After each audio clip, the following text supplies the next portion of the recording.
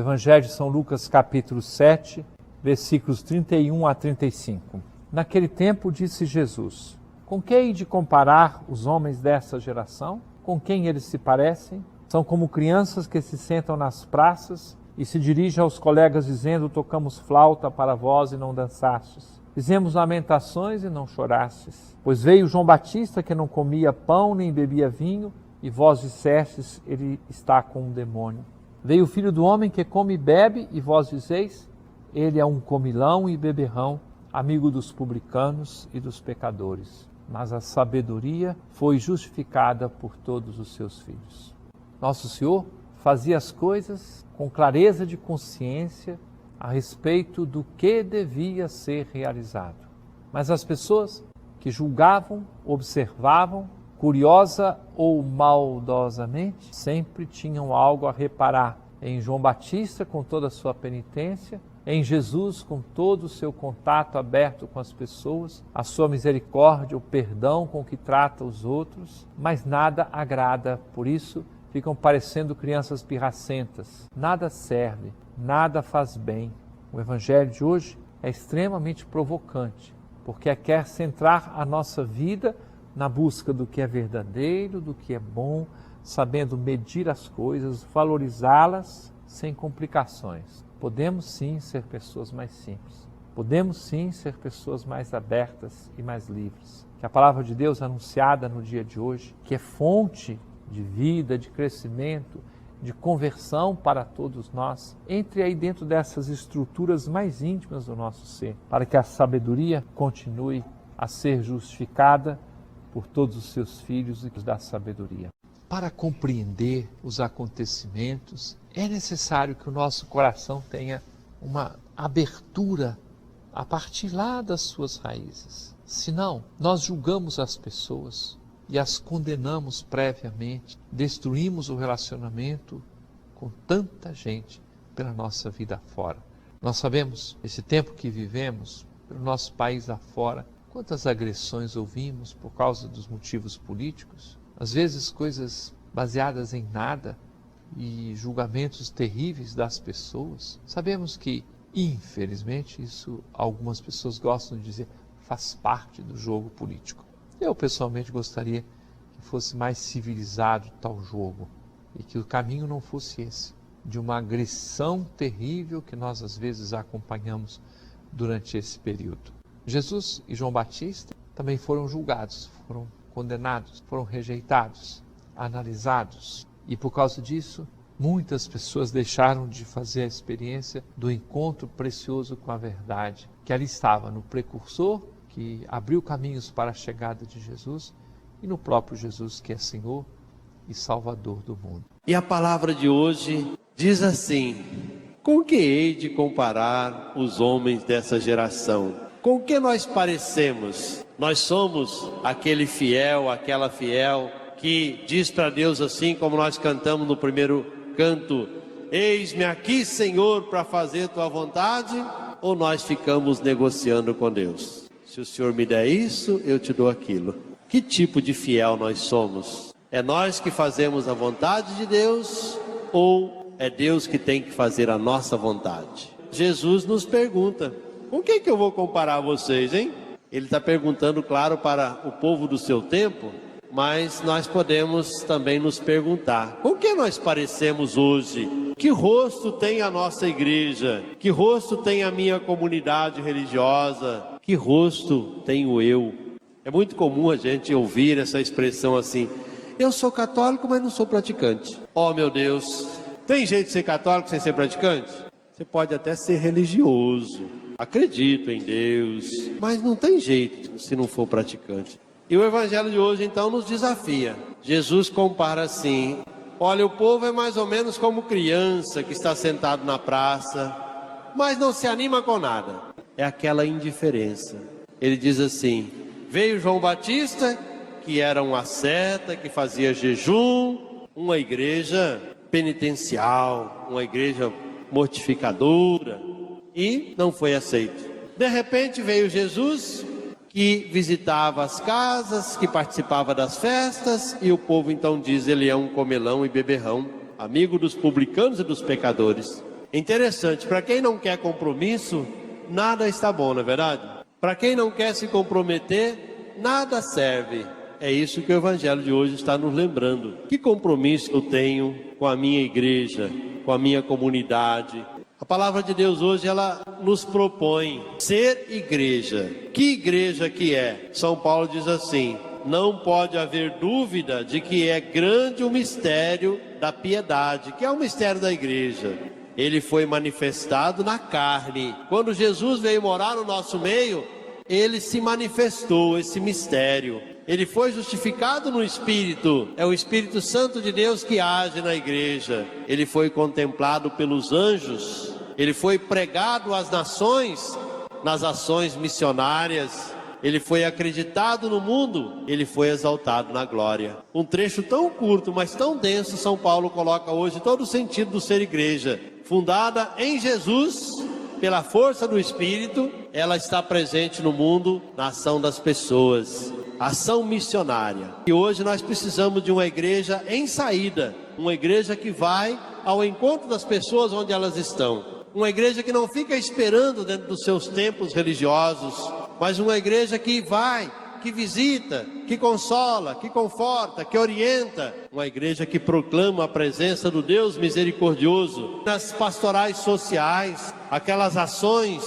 que valorizam a pessoa, que vão de encontro aos que estão à margem da sociedade, por exemplo, a pastoral carcerária, a pastoral da criança, a pastoral da pessoa idosa, a pastoral que assiste aos dependentes químicos. É a nossa igreja a caminho. É essa igreja que nós precisamos ser, não aquela igreja da conveniência. Olha, Senhor, eu estou precisando disso, o Senhor me dá isso que eu te dou aquilo. Essa igreja é a igreja da conveniência, é a igreja da troca. Não é essa igreja que vai salvar o mundo, com certeza.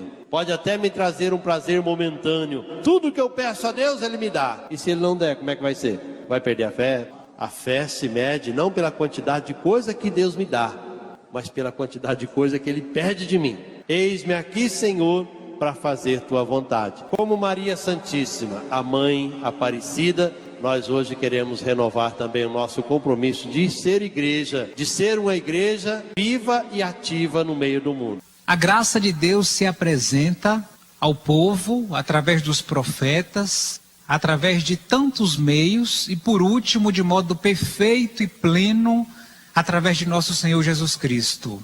E a humanidade não soube acolher, não soube sentir, não soube perceber que ali estava a plenitude da presença de Deus.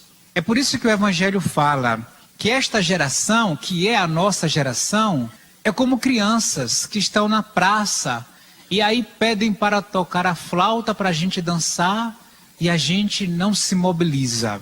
Vem um momento de lamentação, de dor e a gente também não se mobiliza.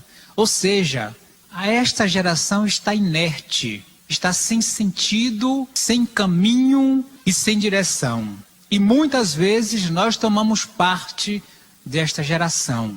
O mundo se acabando, as pessoas morrendo ao nosso lado e a gente sem perceber, sem sentir, sem ajudar, sem nos tocar. Nós temos muito, mas muito mesmo, que pedir a luz de Deus que nos ilumine e que nos abra os nossos olhos, luz de Deus que venha em nosso socorro. Nós somos limitados. No máximo, enxergamos uma coisa de cada vez. E aí nós precisamos muito da luz do Espírito Santo. Só o Espírito Santo tem a visão plena de todas as coisas. E nós precisamos que o Espírito Santo nos conduza a ver mais e a ver melhor. Nos conduza a termos os mesmos sentimentos e as mesmas atitudes de Jesus. Existe até um exercício de alguns santos que a gente pode atribuir a nós próprios. Então, antes de fazer algum ato ou de dar alguma resposta, então perguntar: Jesus no meu lugar faria o quê? Se colocar no lugar de Jesus, ou melhor, prolongar a presença de Jesus em nossas relações, em nossos meios. O discípulo, o batizado, o missionário, é aquele que está tão ligado a Jesus que ele prolonga a presença de Jesus. Quando uma pessoa está com Deus, vive em Deus, permite que Deus habite em seu coração, aonde ela chega, ela mostra, ela revela a presença de Deus. Porque há uma luz que provém da presença de Deus, habitando naquelas pessoas que se permitem seguir a Deus. Nós somos desafiados a essa atitude. Nós somos desafiados a essa vivência da presença de Deus em nossa vida. Para que serve uma vida que não revela a presença de Deus? Serve para si mesmo? Serve para ajuntar tesouros, comprar casas, ter dinheiro no banco? Serve para dominar as outras pessoas, ter domínio sobre a mulher, sobre o marido, sobre os filhos? Serve para ter orgulho lá em cima e se sentir a pessoa melhor do mundo e todo mundo ser o pior? A nossa vida só tem uma serventia, que está na Bíblia também. Amai-vos uns aos outros como eu vos amei. Este é o direito de todos nós. É o amor. De que serve toda uma vida se não tem amor? É como um sino que bate e ninguém escuta. Tudo vai passar, tudo vai passar, mas o amor ficará. Porque só o amor alcança a terra junto do céu, alcança a vida humana com a vida eterna, alcança o ser humano com Deus. Só o amor é o único caminho que abre para a gente se encontrar com Deus. Nós precisamos de um caminho. Qual será esse caminho? O dinheiro que está no bolso? O domínio sobre o outro? O ódio? Qual o caminho que nós estamos traçando, cultivando para nos encontrarmos com Deus? Que caminho? Só tem um, é o caminho do amor. Quando nós amamos, nós descobrimos o caminho de encontro com Deus. E aí nós abrimos espaço para que Deus viva dentro de nós. É isso de que fala a leitura de hoje. Não adianta ciência, não adianta recursos humanos, se nós não tivermos o amor dentro da nossa vida. E hoje, infelizmente, a gente vai para a nossa casa e nem sempre encontramos amor dentro de casa. Às vezes nós não falamos nem um bom dia. Às vezes qualquer coisa a gente dá uma palavra grosseira. Somos mal educados. Quantas vezes? E quantas vezes nós machucamos os outros e somos machucados também? Não adianta colocar a culpa no outro. A culpa é de fulano, é do meu vizinho que não presta. A culpa é do padre que esse padre da minha cidade não é bom. A culpa é do meu marido que é muito grosseiro, não teve pai, não teve mãe que ensinasse nada para ele. Não adianta ficar botando a culpa no outro. Nós ficamos transferindo aquilo que é nosso. A prática do amor é uma obrigação pessoal. Nós temos que praticar o amor. Nós temos que entender e nós temos que crescer. Tudo isso que nós escutamos da palavra não está pronto. É para a gente aprender hoje, para a gente praticar hoje, para a gente levar para a nossa vida, para a gente se transformar. É preciso, irmãos e irmãs, nós todos, eu e vocês, nós juntos entendermos que a prática do amor é o que salva todos nós. A salvação nossa vem da prática do amor. Quando nós praticamos o amor, estamos cuidando da nossa salvação, ou melhor, estamos cultivando Deus dentro de nós. Só que nós esquecemos disso. Nós preferimos cultivar tantos outros sentimentos ou tantas outras realidades e o amor fica muito restrito. Há quem diga que o amor é só para a família, ou há quem diga que os amigos não passam do que 5, 2 ou 3 dos dedos de uma mão. E aí Jesus Cristo, através do Evangelho, lembra a todos nós que se tem uma coisa que faz sentido em toda a nossa vida e toda a nossa história, é o amor. Ninguém pode viver para não ser amado.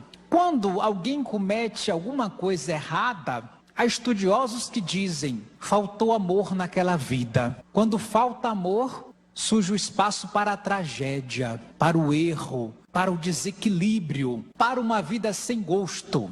Aonde uma família que não tem amor, não é uma família feliz. Uma pessoa que reclama de tudo e que nunca consegue elogiar o outro, que nunca consegue viver em harmonia com o outro, é uma pessoa infeliz. Por isso, meus irmãos, tudo neste mundo passa. É isso que está dizendo a Bíblia. Ou melhor, tudo nesse mundo é pequeno se não tem amor de verdade. Então, tudo que nós estamos fazendo, se estamos fazendo, é para pirraçar, para julgar, para condenar, e não tem em nossa ação, não tem a prática verdadeira do amor, não tem sentido. O sentido está em amar. E o encontro com Deus é transformador. Não é para ninguém sair daqui como entrou, é para sair daqui renovado. É para sair daqui com coragem de mudar. É para sair daqui com bons propósitos. Eu tenho um bom propósito de viver o amor, de praticar o amor, de ser melhor. É isso que tem que estar claro em nossa cabeça. Se nós formos olhar para a vida de Nossa Senhora, da Virgem Maria, imagine Nossa Senhora, São José, o menino Jesus, a prática do amor, souberam compreender um ao outro, foram companheiros na missão, na descoberta da presença de Deus, da vontade de Deus, e mesmo tendo dificuldades, mesmo tendo um filho morto na cruz, eles souberam amar e dar testemunho do amor dentro da família. Maria continuou tendo a família dos apóstolos. José protegeu a Nossa Senhora o tempo todo. Que nós possamos aprender com Maria a ter amor em nossa vida, porque tudo, meus irmãos, tudo passa, ou tudo tem menos valor do que o amor. Tudo que nós fazemos que não é amor tem menos valor. E o único caminho para nós alcançarmos Deus, para alcançarmos o céu, para alcançarmos a vida eterna, é amando. Não existe outro, só existe um caminho, é o amor. Que a gente pratique o amor, que a gente cresça no amor a cada dia. A verdadeira sabedoria está naqueles que escutaram João Batista, se converteram, aceitaram a proposta. A verdadeira sabedoria está naqueles que escutaram o Filho de Deus, Jesus Cristo, aceitaram a proposta. Qual que é a proposta? É a misericordiosa justiça de Deus. É o amor infinito de Deus que João veio revelar, Jesus veio revelar, e os pecadores acolheram. Aqueles que eram condenados pelos fariseus, os publicanos, cobradores de impostos, acolheram a doutrina de Jesus. A verdadeira sabedoria é justificada pelos seus filhos. Agora São Paulo aprendeu essa lição. Primeira carta de São Paulo aos Coríntios, ela está falando como deve ser o relacionamento na comunidade, na igreja, na família. E São Paulo começa a falar que a comunidade é como se fosse o corpo, cheio de membros. E os membros estão unidos entre si, e um trabalhando pelo outro. A mão, os pés, a cabeça, a boca, o nariz, os olhos, todos os membros trabalham em comum. Assim deve ser a comunidade. Um mesmo espírito, é como se o mesmo sangue que infiltra em todos os membros, é o Espírito Santo que deve unir. Agora, na comunidade, São Paulo fala, há dons diferentes. Uns são profetas, outros são apóstolos, outros ensinam, são mestres, outros fazem assistência social, as boas obras, outros fazem cura, milagres, falam línguas, são muitos os dons. Agora, o mais importante, eu convido vocês a terem uma aspiração maior. É muito importante esses dons, mas se usar esses dons por vaidade, se houver ciúme da comunidade, houver mágoa, ódio, competição, de que vale isso? Se eu usar o dom do sacerdócio para oprimir o povo, para ser vaidoso, se eu usar o dom de ensinar para impor as minhas ideias e não a doutrina de Deus, se eu usar os dons dentro da comunidade para vaidade, para ofender a pessoa, para oprimir, de que vale isso? Então São Paulo quis chegar no essencial. Qual que é o essencial? De nada adianta eu fazer as coisas se não fizer com amor, por amor, na reta intenção de querer bem o próximo. Muitos são profetas, outros apóstolos, outros são mestres, outros ensinam, outros fazem milagres, falam línguas, mas eu não posso fazer nada. O que eu vou fazer? Procure uns dons mais altos. O que é melhor? Procure viver o amor, porque no amor está toda a perfeição. Que jeito que é o amor? Assim como Jesus nos amou, o autorretrato de Jesus é o que São Paulo escreve hoje. Que o amor é paciente, Jesus era paciente, manso, humilde, o amor não compete. Quem ama Jesus Cristo, ama o sofrimento, ama a mansidão. Quem ama Jesus Cristo não tem inveja das grandezas do mundo. Quem ama Jesus Cristo foge da tibieza, ama a perfeição e os meios para alcançá-la. Quem ama Jesus Cristo não se envaidece de suas qualidades. Quem ama Jesus Cristo só a Ele ambiciona. Quem ama Jesus Cristo procura desprender-se de toda criatura. Não se irrita com o próximo, só quer o que Ele quer, Jesus quer. Quem ama Jesus Cristo tudo sofre por Ele. Crê em todas as suas palavras. Aqui está o essencial da vida cristã. O amor. Amar como Jesus amou. Quem ama a Jesus Cristo, ama o próximo. E aqui está toda a perfeição de toda a lei dos profetas. Nós queremos, então, encontrar Jesus na Eucaristia e que a comunhão que nós vamos fazer com Ele seja uma força para amar o nosso próximo como Ele nos ensinou. Este Evangelho de hoje nos convida a sermos filhos dessa sabedoria divina, dessa sabedoria de Deus, que nos leva, que nos conduz a viver o amor, a viver a fé, a viver a esperança, a praticarmos a caridade, a amarmos o nosso próximo. Pois, naquele tempo, os fariseus perseguiram João Batista, maldisseram ele, disseram calúnias dele. Porém, o que comprovava que João Batista era uma pessoa boa, eram as suas obras. E as suas obras mostravam que ele era um homem de Deus, um profeta de Deus. Assim mesmo, o próprio Jesus foi perseguido também pelos fariseus, pelos mestres da lei. Porém, o que mostrava que Jesus era realmente o Messias, que devia vir até nós, eram as suas obras. O seu amor para com cada uma das pessoas daquele tempo, o dar a vida por cada um de nós. Isto sim demonstrava quem era realmente Jesus. E nós, hoje, somos convidados, sim, a sermos filhos desta mesma sabedoria e entregarmos toda a nossa vida no amor a Jesus, no amor ao próximo, na caridade, no cuidado com as pessoas, na atenção com as pessoas. Vivendo dessa forma, não seremos então como os fariseus, que na verdade não tinham aonde pôr uma esperança, não tinham até mesmo convicção naquilo que falavam. Por João Batista tinha demônio porque faziam jejuns muito violentos. Jesus já, porque comia com todos, era um beberrão, um fanfarrão. Então eles mesmos se contradiziam, porque não deixavam suas vidas ser conduzidas por esta sabedoria de Deus. Precisamos acolher a sabedoria como verdadeiros filhos. Você se sente filho de Deus? Você se sente filha de Deus? Pois é assim que Ele nos trata.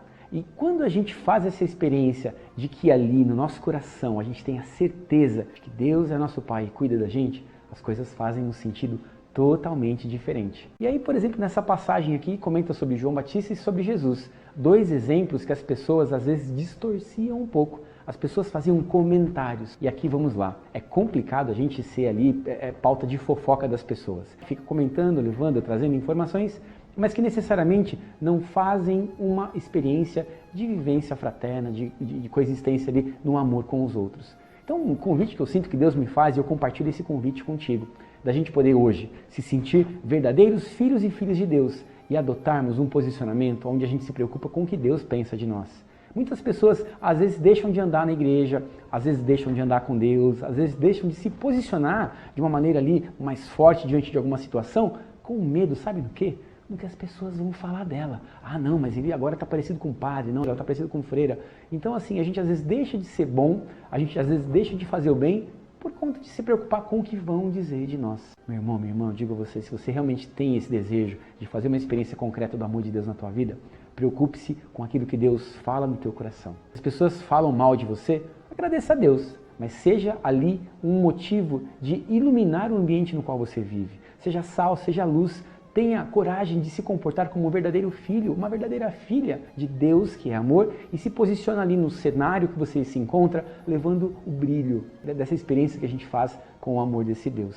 Então o meu convite para você, nesse dia em que a gente medita a palavra de Deus, é que a gente se posicione com o coração de Jesus, independente do que vão dizer pra gente. Eu, quando comecei a andar com Jesus, eu fiquei sem nenhum amigo. Eu divido essa experiência com você. Todo mundo me achava maluco, todo mundo me achava ali beato, alucinado, mas quando eu fiz a minha escolha radical por estar com Deus, apesar de ter ali naquele primeiro momento, aparentemente, perdido os amigos, eu fui, na verdade, ganhando condição de buscar cada vez mais a minha salvação. E com o tempo, olhando os frutos da minha vida, olhando o meu testemunho, as pessoas viram ali que por trás do Alberto tinha algum segredo diferente. E aí eu compartilhava com eles que era a experiência de amor que eu havia feito, me sentindo um verdadeiro filho de Deus. No Evangelho de hoje, Jesus está numa polêmica com os fariseus. Ele acaba de elogiar João Batista.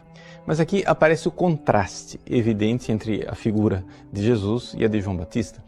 João Batista era claramente um homem penitente e Jesus parece levar uma vida normal. Vocês se lembram do Evangelho alguns dias atrás, em que as pessoas admiradas de verem que os discípulos de Jesus nem sequer faziam jejum. Então aqui esse contraste em que João Batista é chamado de endemoniado, por quê? Porque ele fazia jejum. E Jesus é chamado de glutão e beberrão, exatamente porque não faz jejum. E Jesus então diz, olha, vocês estão parecendo crianças birrentas. Essas crianças mimadas que dizem, não quero brincar. Não adianta você querer contentar quem está fechado no seu próprio egoísmo. E aqui nós vemos um grande mistério no processo de conversão. Existem pessoas que já tomaram a sua posição.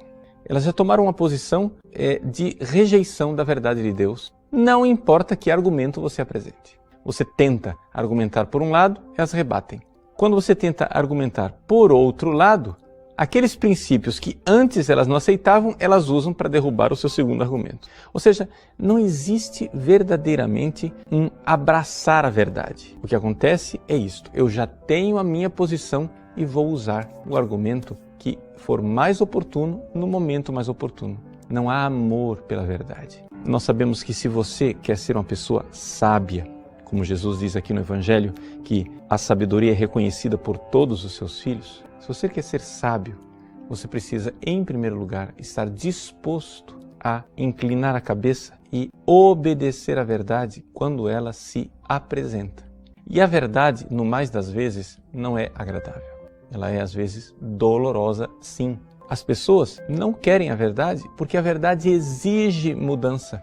A verdade exige que eu me retire dessa posição de autojustificação da criança mimada e birrenta, de dizer, eu já sei tudo, não precisa me ensinar nada. A soberba. Interessante que Jesus pegue essas criaturas tão fechadas e egoístas que são os fariseus e as compare com crianças. Não aquelas crianças que, com o seu coração puro e simples, entrarão no reino dos céus. Mas crianças, enquanto se mostra que na própria natureza humana, decaída pelo pecado original, já encontra ali, desde pequenino, uma raiz que diz, eu quero ser Deus. Nós vemos isso nas crianças. Existe sim uma maldade. Santo Agostinho diz no seu livro das Confissões que a inocência das crianças está na fragilidade dos seus corpos e não na retidão dos seus corações, porque a gente vê cada cena de criança egoísta que, infelizmente, estão dizendo, clamando e berrando para o mundo, eu sou Deus, seja feita a minha vontade, assim na terra como no céu. Pois bem, uma coisa é ser Deus sábio. O Deus sábio, ele faz a verdade. Quando Deus pensa uma coisa, aquela coisa ela já é realidade. Então, o pensamento de Deus faz a verdade. O que Deus pensa é a verdade. Então, para Deus, o que é uma coisa verdadeira? Uma coisa verdadeira é quando a criatura está adequada ao pensamento de Deus. O que é um homem verdadeiro? É quando eu mudo a minha vida para me adequar ao projeto que Deus tem de mim. Mas um homem sábio é o contrário. O homem sábio, ele tem que mudar o seu pensamento e se adequar à realidade. Então você vê claramente que as pessoas ficam brincando de Deus. O mundo moderno, o mundo atual, o homem acha que ele é Deus e que o que ele pensa é a verdade, e se o mundo não se adequa ao meu pensamento, pior para o mundo, eu vou destruí-lo para que ele seja igual ao que eu penso. Mas é exatamente o contrário. Você não é Deus. Não fique seduzido por aquela voz da serpente que diz, sereis como deuses. Desce, desce. Vai, seja menos soberbo. Se abra para a verdade daquilo que Deus pensa, daquilo que Deus planeja, aquilo que Deus quer. E se você se inclinar adorando a sabedoria eterna de Deus, você será um homem sábio.